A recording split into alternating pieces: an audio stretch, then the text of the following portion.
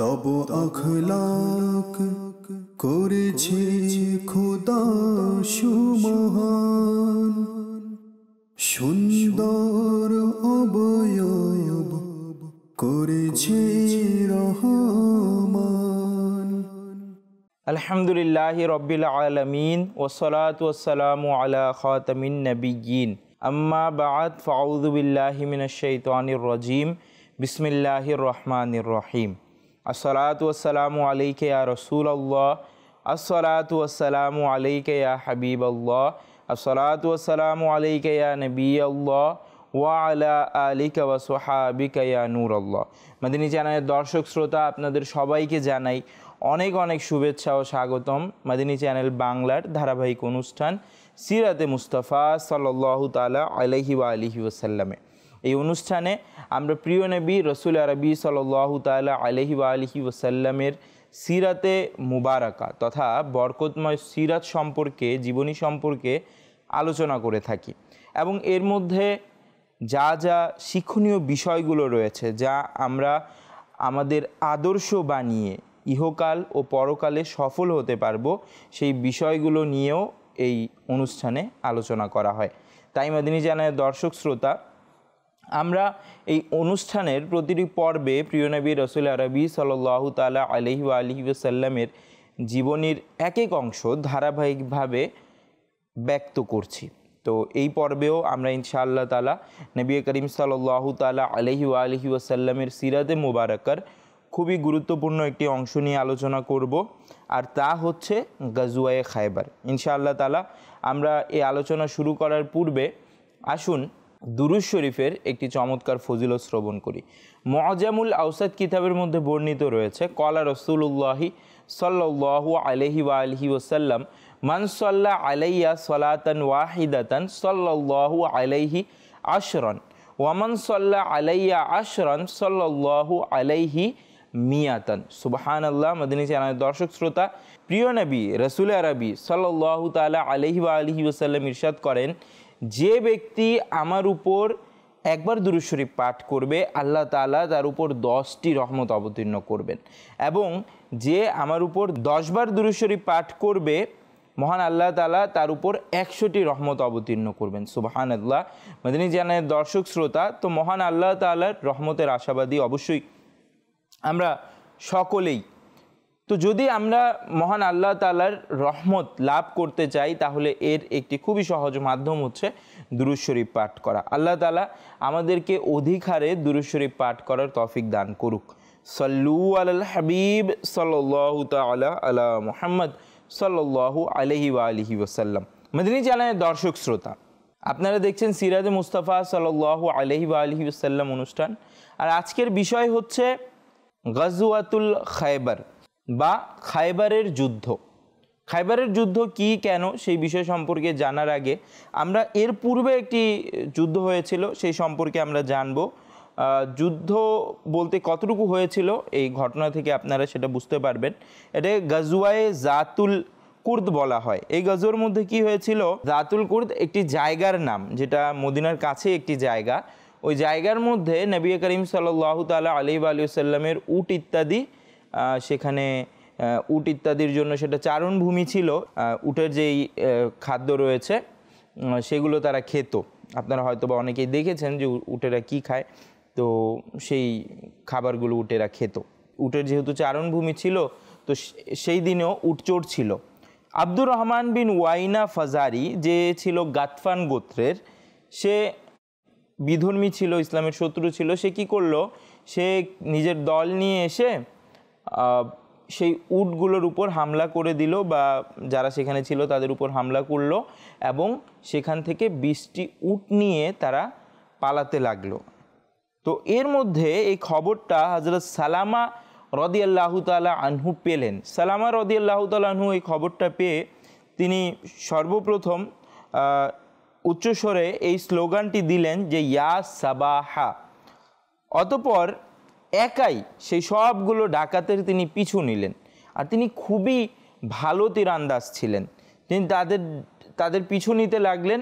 এক পর্যায়ে দেখা গেল যে তারা সেই সাহসী সাহাবী রাদিয়াল্লাহু তাআলা আনহুর পেছনে থাকাতে তারা সেই উটগুলো রেখে পালাতে শুরু করলো। এর মধ্যে নবী করিম সাল্লাল্লাহু তাআলা আলাইহি ওয়া আলিহি ওয়াসাল্লামও যখন জানতে পারলেন, তো অন্যান্য সাহাবাই কেরাম আলাইহিমুর রিদওয়ানদের নিয়ে সেখানে উপস্থিত হলেন। উপস্থিত হওয়ার পর হযরত সালামা রাদিয়াল্লাহু তাআলা আনহু বললেন, ইয়া রাসূলুল্লাহ সাল্লাল্লাহু তাআলা আলাইহি ওয়া আলিহি ওয়াসাল্লাম, আমি তাদেরকে পানি পান করতে দেইনি, তারা এখনও পিপাসার্তই হবে, তো আপনারা কিছু লোক পাঠান, তাকে পেয়ে যাবেন। নবী করিম সাল্লাল্লাহু তাআলা আলাইহি ওয়া আলিহি ওয়াসাল্লাম ইরশাদ করলেন, তুমি তোমার উটগুলোর মালিক হয়ে গেছো, এখন সেই লোকদের সাথে নম্র আচরণ করো। নবী করিম সাল্লাল্লাহু তাআলা আলাইহি ওয়া আলিহি ওয়াসাল্লাম অতঃপর হযরত সালামা রাদিয়াল্লাহু তাআলা আনহুকে নিজের উটের পেছনে বসিয়ে মদিনা শরীফে তশরিফ নিয়ে আসলেন। হযরত ইমাম বুখারী রাদিয়াল্লাহু তাআলা আনহুর বর্ণনা হলো, এটা বুখারী শরীফের হাদিস ছিল, তিনি বলেন এই গাজওয়া খায়বারের যুদ্ধের জন্য যাত্রা করার 3 দিন পূর্বে সংগঠিত হয়েছিল। এই ঘটনাটি গাজওয়ায়ে খায়বারের 3 দিন পূর্বে। আচ্ছা, খায়বার কি? খায়বার হচ্ছে মদিনা শরীফ থেকে 8 মঞ্জিল দূরত্বের একটি শহর। এটিকে একজন ইংরেজ পর্যটক সে এটাকে বলে যে খায়বার মদিনা থেকে 320 মাইল দূরে অবস্থিত। তো খায়বার কতটুকু দূরে এটা আমাদের জানা হয়ে গেল, 320 মাইল দূরে সেটা অবস্থিত খায়বার শহরটি। তো এটা একটি শহর, সেই শহরের মধ্যে ইহুদিরা বাস করত, আর তারা তখন খুবই প্রভাবশালী ছিল সেই শহরে, এবং তাদের অনেক সম্পত্তিও ছিল। সেখানে অনেক বেশি খেজুর উৎপাদন হতো, অনেক উন্নত মানের খেজুর সেই খায়বারের মধ্যে উৎপাদন হতো। তো তারা সম্পদশালীও ছিল, এবং তাদের মধ্যে অনেক যোদ্ধা ব্যক্তিরাও ছিল। সর্বোপরি তারা তখনকার জন্য খুবই শক্তিশালী একটি জাতি বা একটি শহরবাসী ছিল তাদের শহরের সাথে, আর এরই সাথে তারা সম্পদশালীও ছিল। তো তাদের সেই খায়বারের মধ্যে সেখানে 8টি দুর্গ অবস্থিত ছিল। সেই 8টি দুর্গের নাম হচ্ছে কাতিবা, নাইম, শক, কামোস, নিতারা, সাআব, সাতিখ, সালালাম। তো এই 8টি যে দুর্গ সেখানে ছিল, সেই 8টি দুর্গ মিলে যে একটি শহর হয়, সেই শহরের নামই মূলত খায়বার ছিল। খায়বারের যুদ্ধের কারণ কি ছিল? মাদানী চ্যানেলের দর্শক শ্রোতা, আপনারা যারা আমাদের এই ধারাবাহিক অনুষ্ঠানের সঙ্গে আছেন তারা জানেন যে পূর্বের পর্বে যতগুলো পর্বে যুদ্ধ নিয়ে আলোচনা হয়েছে, সেই সবগুলো যুদ্ধের একটি কারণ ছিল। আর সেই কারণের মধ্যে সবচেয়ে বড় একটি যে কারণ ছিল সেটা হচ্ছে যে যখন বিধর্মীদের পক্ষ থেকে, শত্রুপক্ষের পক্ষ থেকে, প্রতিপক্ষ থেকে কোনো ক্ষতির সম্ভাবনা দেখা দিত, বা তারা ক্ষতি করতে চাইতো, বা তারা ক্ষতি করার জন্য চলে আসতো, বা কিছুটা ক্ষতি করে ফেলতো, সেই সময় কিন্তু সাহাবাই কেরাম আলাইহিমুর রিদওয়ানরা তাদের ব্যাপারে তাদের উত্তর দিতে বা তাদের প্রতিহত করতে যে যে ব্যবস্থা করা দরকার সেই ব্যবস্থাগুলো করেছেন। তো খায়বার যুদ্ধেরও এমনই কিছু কারণ ছিল। খায়বার যে জায়গাটা ছিল সেখানের মধ্যে আমরা এর পূর্বের একটি পর্বে আলোচনা করেছিলাম যে মদিনা শরীফের মধ্যে বানু নাজির একটি সম্প্রদায় ছিল, যারা মুসলমানদের সাথে যেই শান্তি চুক্তি ছিল সেটা তারা ভঙ্গ করেছিল, এবং সেটা ভঙ্গ করে মুসলমানদের সাথে প্রতারণা করেছিল, এবং মুসলমানদের বিপক্ষে গিয়ে মুসলমানদের ক্ষতি সাধনের লক্ষ্যে যা যা করা দরকার তারা করেছিল। তো তাদেরকে যখন সেই তাদের বাসস্থল মদিনা শরীফ থেকে তাদের এই চক্রান্তের ফলে যখন তাদেরকে বিতাড়িত করা হয়, তখন তাদের মধ্যে বেশ কয়েকজন নেতা যারা ছিল, তারা যারা নেতৃত্ব দিচ্ছিল তাদেরকে, এরকম কয়েকজন তারা সেই খায়বারের মধ্যে অন্যান্য ইহুদিদের ছত্র ছায়ায় গিয়ে লুকিয়ে পড়ে, এবং পরবর্তীতে তারা বিভিন্ন সময় মক্কাবাসী এবং অন্যান্য যারা আরববাসীরা ছিল তাদেরকে মুসলমানদের সাথে যুদ্ধ করতে বা মুসলমানদের বিপক্ষে উদ্বুদ্ধ করতে থাকতো। এই পরিস্থিতি তারা সৃষ্টি করত, ফ্যাসাদ সৃষ্টি করতে চাইতো। মাদানী চ্যানেলের দর্শক শ্রোতা, কিতাবে আসছে তাদের মধ্যে হাই বিন আখতাব এবং আবু রাফে সালাম বিন আবিল হাকিক, এরা মক্কায় গিয়ে কুরাইশের বিধর্মী যারা ছিল তাদেরকে মদিনায় আক্রমণ করার জন্য উদ্বুদ্ধ করছিল। আর আক্রমণকারীদের আর্থিক সাহায্যের জন্য তারা পানির মতো অর্থ ব্যয় করছিল। খায়বারের সকল ইহুদিদেরকে সাথে নিয়ে ইহুদিদের এই দুজন সর্দার আক্রমণকারীদের সাথে অন্তর্ভুক্ত হয়ে গেল। হাই বিন আখতাব তো কুরাইজার যুদ্ধে মারা গেল এবং আবু রাফে সালাম বিন আবিল হাকিক 6ষ্ঠ হিজরিতে হযরত আবদুল্লাহ বিন আতিক আনসারী রাদিয়াল্লাহু তাআলা আনহু তার প্রাসাদে ঢুকে তাকে হত্যা করেছিলেন। কিন্তু এই সকল ঘটনার পরও, অর্থাৎ পূর্বে যুদ্ধ ইত্যাদি বাঁধানো এবং যা যা ফ্যাসাদ তৈরি করা, এগুলো করার পরও তারা চুপ রইল না, বরং খায়বারের মধ্যে যারা ইহুদিরা ছিল তারা কিছু না কিছু মুসলমানদের বিরুদ্ধে পদক্ষেপ বা পরিকল্পনা চক্রান্ত করেই যাচ্ছিল। সুতরাং এরা মদিনায় আরও একবার আক্রমণ করার জন্য প্রস্তুতি নিতে লাগলো এবং এই উদ্দেশ্যে গাতফান গোত্রকেও রাজি করিয়ে নিল।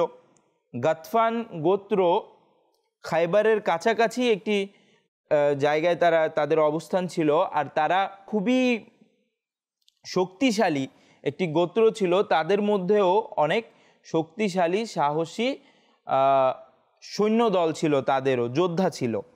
তো সেই খায়বারের ইহুদিরা নিজেরাও নিজেদের মুসলমানদের বিপক্ষে প্রস্তুতি নিতে লাগলো এবং গাতফানদেরকেও তাদেরকেও এটার মুসলমানদের বিপক্ষে যুদ্ধের জন্য রাজি করতে লাগলো।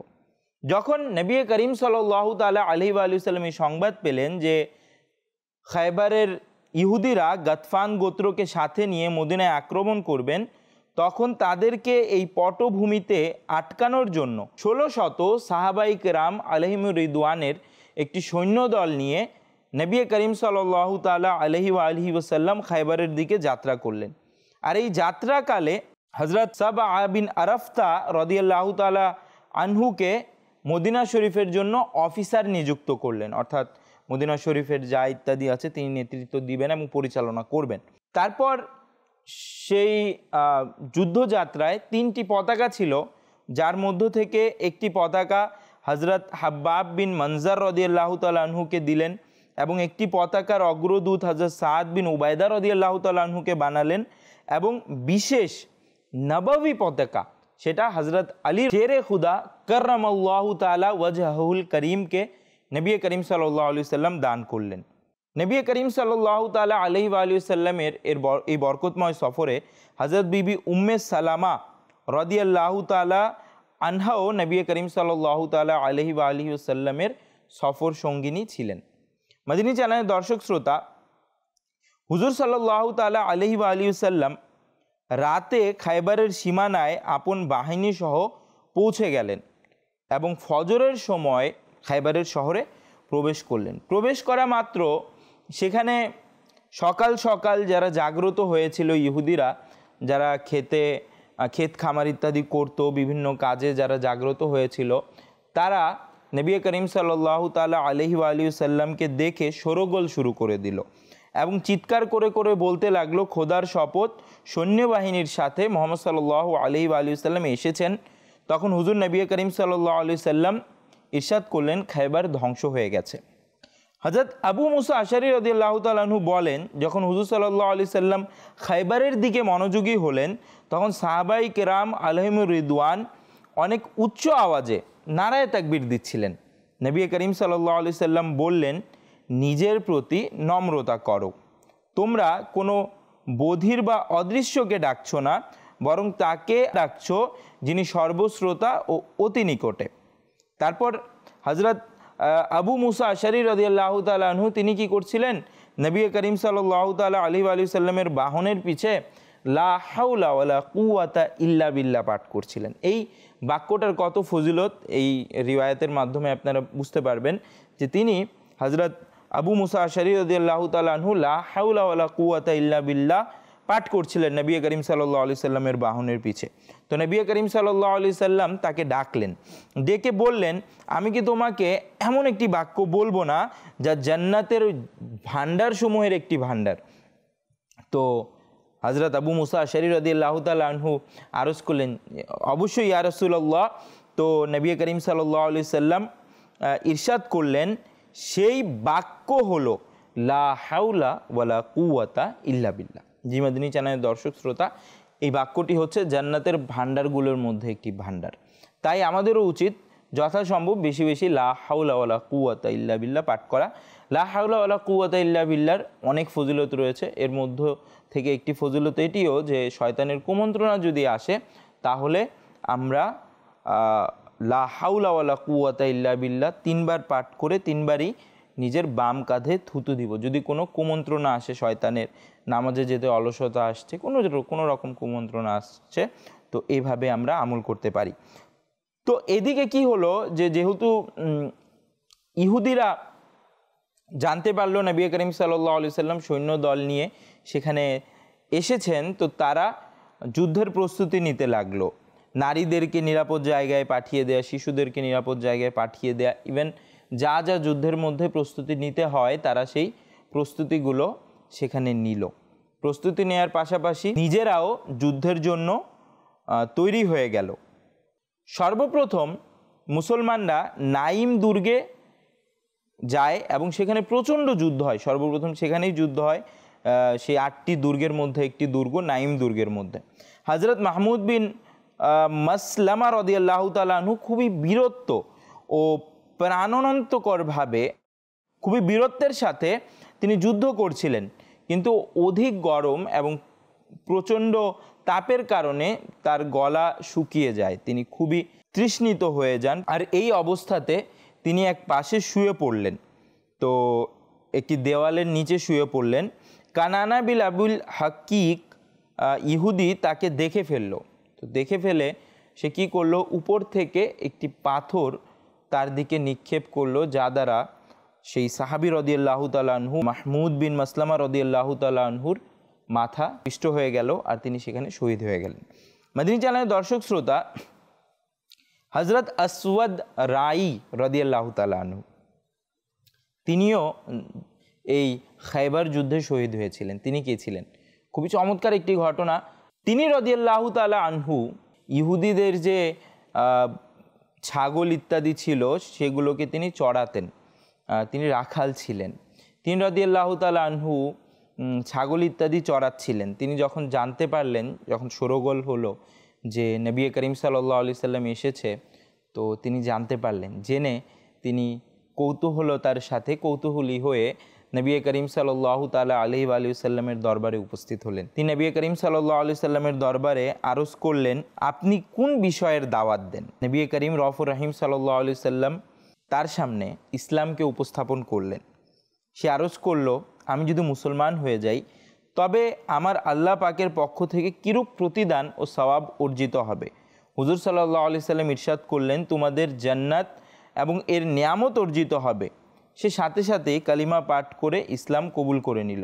অতঃপর আরজ করলো, তার কাছে যে ছাগলগুলো ছিল, যেহেতু এগুলো ইহুদিদের ছিল, সেটা আমানত হিসেবে ছিল, তো বলল যে এই ছাগলগুলো আমার কাছে আমানত, আমি এগুলো কি করব?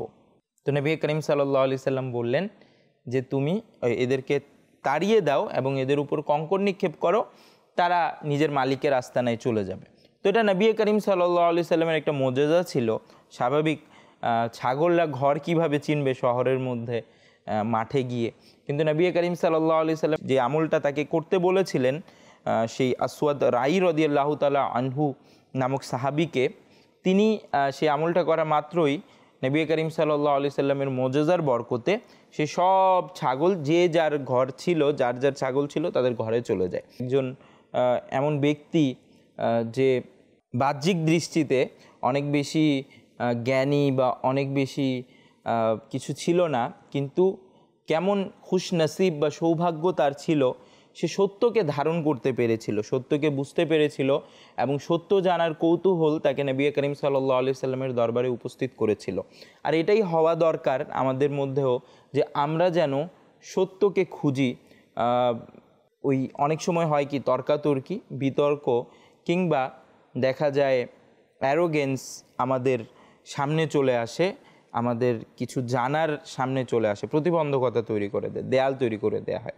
তো এই অহংকার, এই বিতর্ক, এই তর্ক বাদ দিয়ে সঠিকটা জানার আমাদেরকে চেষ্টা করতে হবে। মাদানী চ্যানেলের দর্শক শ্রোতা, তো তিনি রাদিয়াল্লাহু তাআলা আনহু ওর যে এই আমল, যে সবগুলো ছাগল সেখানে পাঠিয়ে দিলেন, এমনি সাধারণত যে কোনো জায়গায় কিছু একটা হলে, হট্টগোল হলে, যেখানে জীবন মরণের কোনো নিশ্চয়তা থাকে না, সেই জায়গাতে কি করা হয়, যে যা পারে সব কিছু লুট করে নিয়ে নেয়। হ্যাঁ, তখন মানুষ মনে করে যে না, আমি মনে হয় সবই নিতে পারবো, যেটা সঠিক নয়। তো এভাবে করে মানুষ লুটতে থাকে, যা লুটতরাজ করতে থাকে। কিন্তু নবী করিম সাল্লাল্লাহু আলাইহি সাল্লামের আদর্শ দেখেন, একটা গোত্রের কাছে এসেছে, যে গোত্র তাদের উপর হামলা করার পরিকল্পনা বা কুমন্ত্রণা বা বিভিন্নভাবে তাদেরকে ক্ষতি করার পরিকল্পনা চক্রান্ত করে আসছে। তাদের কাছে এসেছে তাদেরকে প্রতিহত করতে, আর সেইখানে তাদের যে সম্পত্তি যা একজনের কাছে আমানত হিসেবে আছে, সেগুলোর প্রত্যেকটিকে নবী করিম সাল্লাল্লাহু আলাইহি সাল্লামের মুজিজার বরকতে তিনি ঘরে পৌঁছে দিলেন। তো এটা দিয়ে নবী করিম সাল্লাল্লাহু তাআলা আলাইহি ওয়া সাল্লামের একটি আদর্শ আমানতদারি, এটাও আমরা পাই। মাদানী চ্যানেলের দর্শক শ্রোতা, আল্লাহ তাআলা আমাদেরকেও আমানতদার হিসেবে কবুল করুক। মাদানী চ্যানেলের দর্শক শ্রোতা, অতঃপর যুদ্ধ শুরু হয়ে গেল, যুদ্ধ চলতে লাগলো, এবং নাইম দুর্গ, যেখানে একজন সাহাবী রাদিয়াল্লাহু তাআলা আনহু শহীদ হয়েছিলেন, সেই নাইম দুর্গ মুসলমানেরা বিজয় করে ফেলল, সেটা জয়ী হয়ে গেল।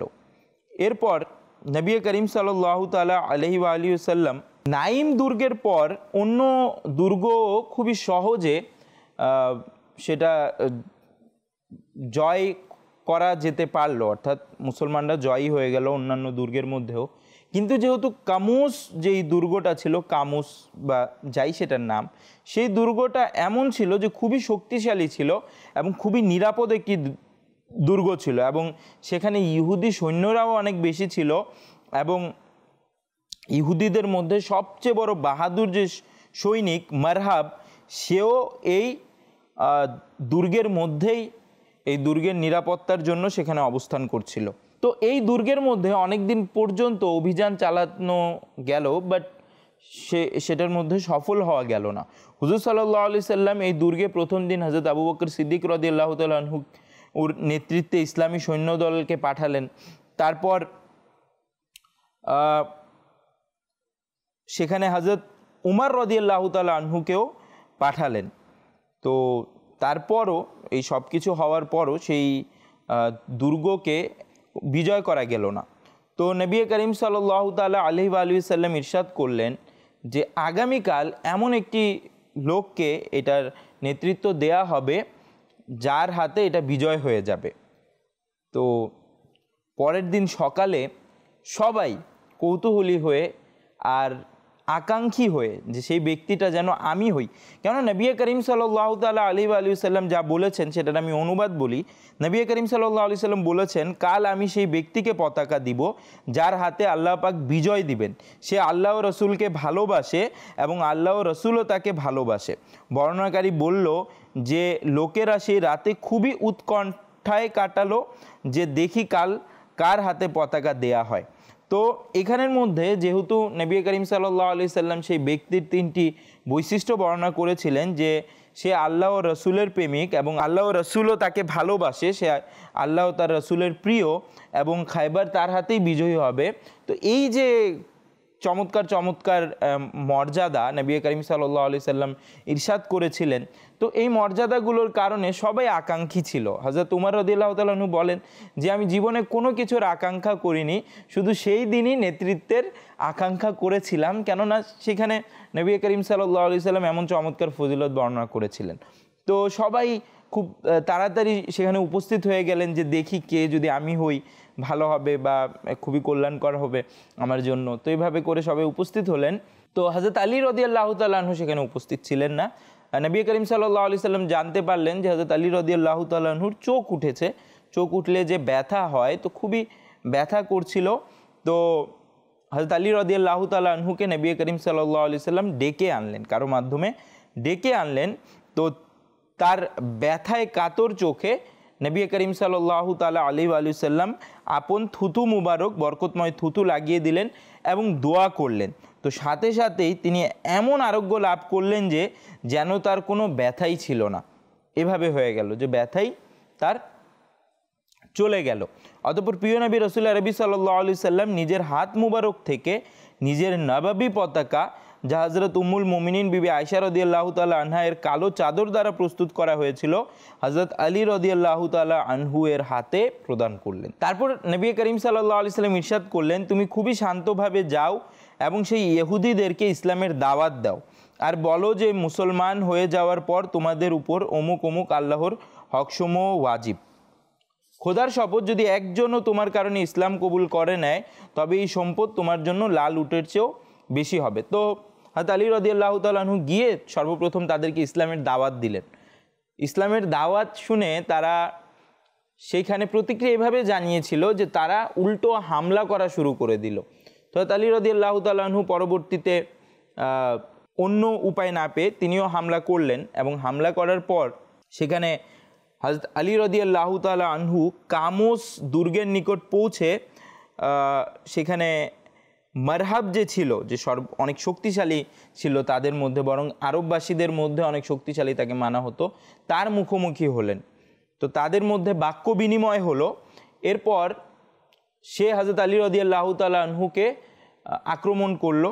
হযরত আলী রাদিয়াল্লাহু তাআলা আনহু সেটা থেকে বেঁচে গেলেন এবং হযরত আলী রাদিয়াল্লাহু তাআলা আনহু আক্রমণ করলেন এবং সাথে সাথে সে সেখানে মারা গেল।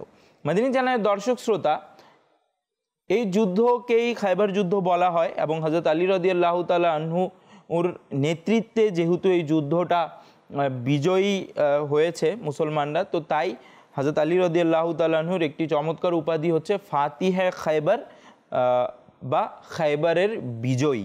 জি মদিনী চ্যানেলের দর্শক শ্রোতা, খায়বার দুর্গের সেই দুর্গের একটি অনেক বড় ফটক ছিল। হযরত আলী রাদিয়াল্লাহু তাআলা আনহু ওই ফটকটা উঠিয়ে নিলেন। এই ফটকটা এত বেশি ভারী ছিল যে পরবর্তীতে যখন সেটাকে উঠানো হলো 40 জন ব্যক্তিও সেটা উঠাতে পারছিল না। তো এভাবে করে মুসলমানরা সেখানে বিজয়ী হলো এবং মুসলমানরা সেখানে যে ইহুদিরা ছিল তাদেরকে সেখান থেকে বিতাড়িত করতে চেয়েছিল, কিন্তু ইহুদিরা আকুতি জানালো যে না, তারা সেখানে থাকবে ইত্যাদি ইত্যাদি। তো নবী করিম সাল্লাল্লাহু আলাইহি সাল্লাম রহমতুল্লিল আলমিন দয়ান নবী, তিনি কবুল করলেন এবং তারা সেখানেই রইল পরবর্তীতেও, কিন্তু তারা সেখানে মুসলমানদের অধীনে ছিল এবং তাদের সাথে একটা চুক্তি ছিল যে তারা যে সবজি ইত্যাদি উৎপাদন করে সেখান থেকে অর্ধেকটা মুসলমানদের কাছে পাঠাবে। এভাবে করে খায়বার যুদ্ধ সম্পূর্ণ হলো। 7ম হিজরি সনে এই খায়বার যুদ্ধটি হয়েছিল। এর পরেও আরও কিছু ঘটনা ঘটে যা খায়বারের সাথে সম্পৃক্ত এবং এর সাথে যেটা সম্পৃক্ত না এমন কিছু ঘটনা ঘটে। এই অনুষ্ঠানের সময় যেহেতু খুবই সংক্ষিপ্ত এবং শেষ হয়ে গেছে, তাই আগামী পর্ব দেখার আমন্ত্রণ জানিয়ে বিদায় নিচ্ছি।